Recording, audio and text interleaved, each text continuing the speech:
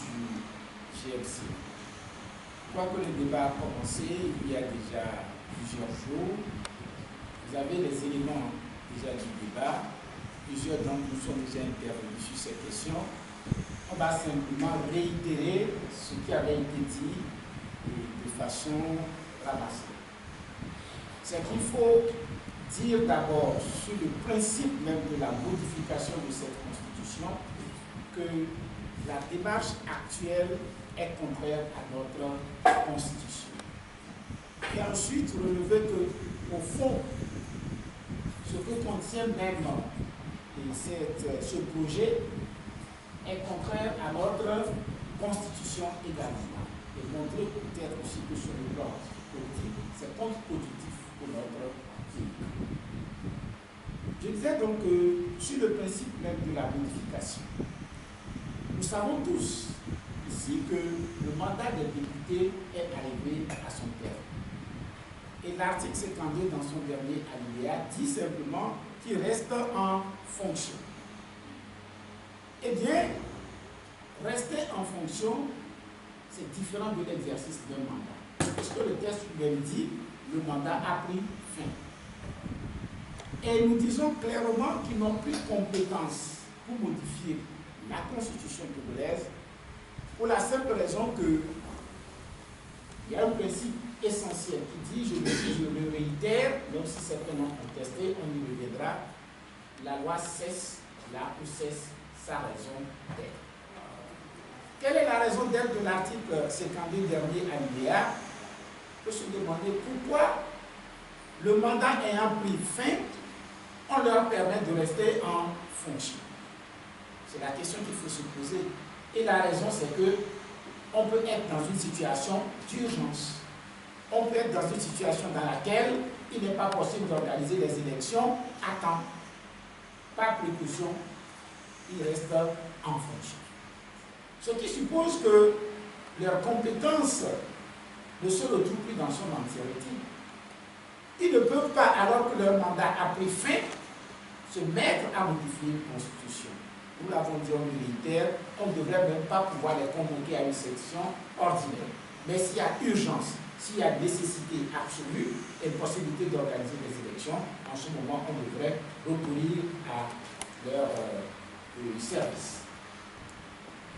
Certains collègues m'ont bien demandé que c'est écrit où. Je réponds d'abord à cela et ensuite on continue.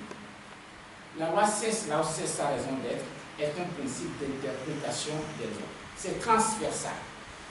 Il fait partie des maximes et adages en droit qui existent depuis plusieurs siècles, avant même le législateur moderne.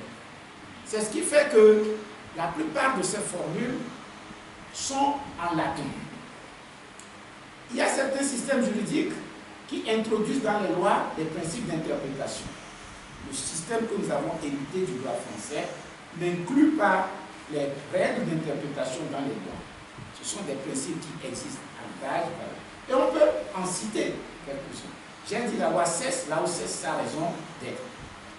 C'est une formule latine, mais excusez-le, je n'aime pas trop les formules latines. Mais ça commence par se sainter, etc. Allez simplement sur Internet, mettez la loi cesse là où cesse sa raison d'être, on vous donnera sa traduction latine.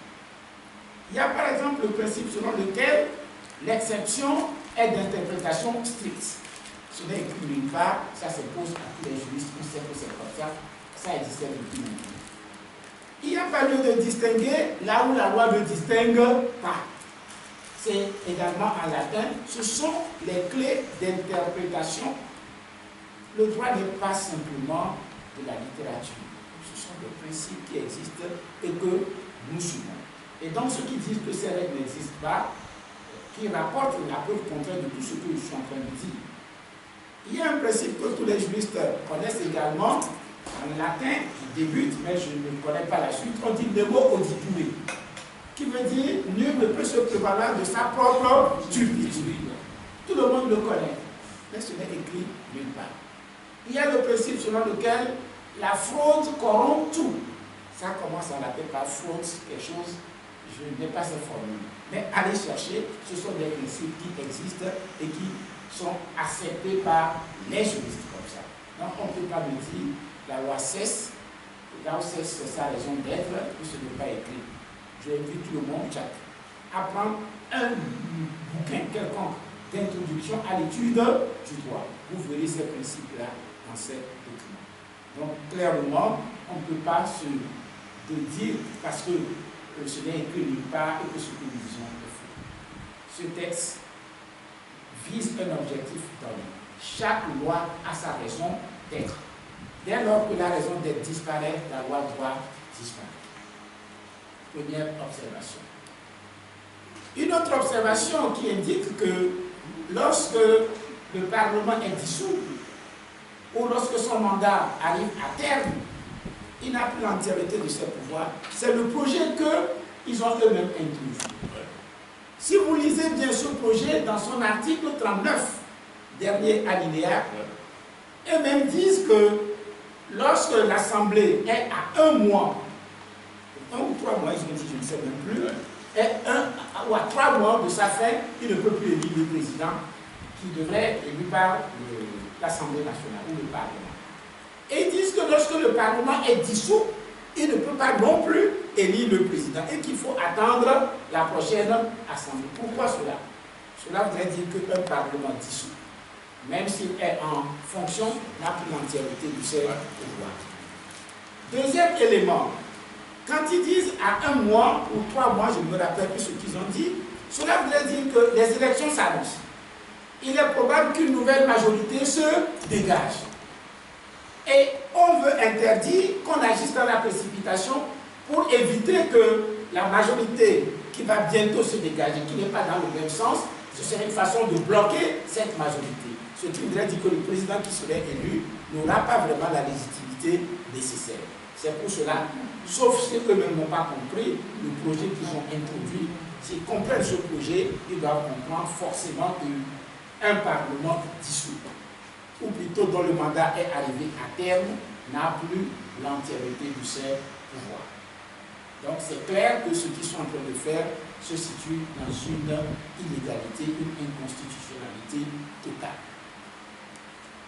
Un autre élément sur lequel on peut s'appuyer, c'est l'article 59 de la Constitution togolaise. L'article 59 dispose que, bon, je ramasse, je ne l'ai pas devant moi, que lorsqu'on veut modifier la Constitution, particulièrement les pouvoirs du chef de l'État, voilà, je l'ai ici, je l'ai retrouvé, le texte dispose ceci. Le président de la République est élu au suffrage universel, libre, direct, égal et secret pour un mandat de 5 ans renouvelable une seule fois. Et il ajoute, cette disposition ne peut être modifiée que par voie référendaire. Cette disposition ne peut être modifiée que par voie référendaire.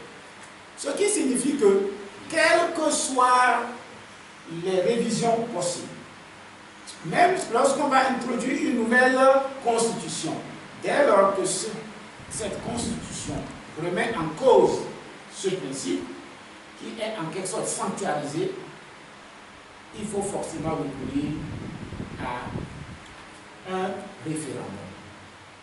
Vous voyez, je donnais l'exemple de façon caricaturale ce matin en disant que c'est comme dans un village. On dit au chef, si tu veux couper le doigt de quelqu'un dans ce village, il faut demander l'avis de tout le peuple. C'est le référendum. Et il dit, ah, bon, si je dois couper le doigt, je vais demander l'avis de tout le monde. Je ne vais donc pas couper le doigt, je vais simplement le tuer pour ne pas demander l'avis de tout le monde. C'est ce qu'ils sont en train de faire. En voulant changer la Constitution dans sa totalité maintenant pour ne pas passer au référendum. Il y a là également le principe juridique. On dit, c'est le raisonnement a fortiori, qui signifie que si le législateur interdit de porter atteinte à l'intégrité physique d'une personne, à plus forte raison, et il interdit de le tuer.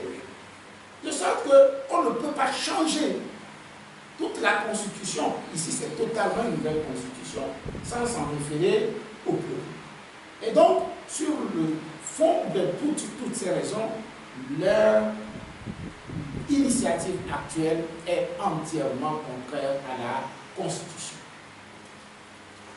Je donne peut-être un dernier point sur le plan, en s'en tenant à l'exposé des motifs. Ils ont dit c'est pour renforcer la démocratie, c'est pour renforcer la séparation des pouvoirs. Nous n'allons pas trop nous appuyer sur faire de longs commentaires.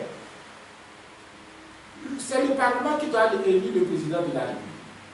Ce Parlement, c'est l'Assemblée et le Sénat. Or, ce Sénat, pour le tiers, est nommé par le président de la République.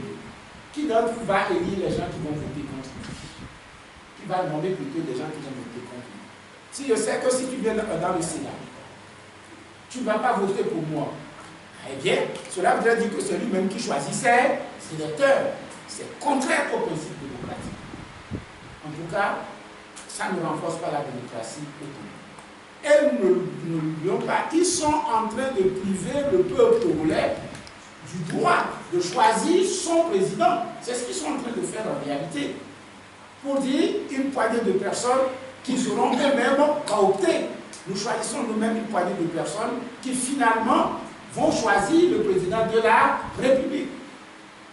Les citoyens sont totalement mis à l'écart.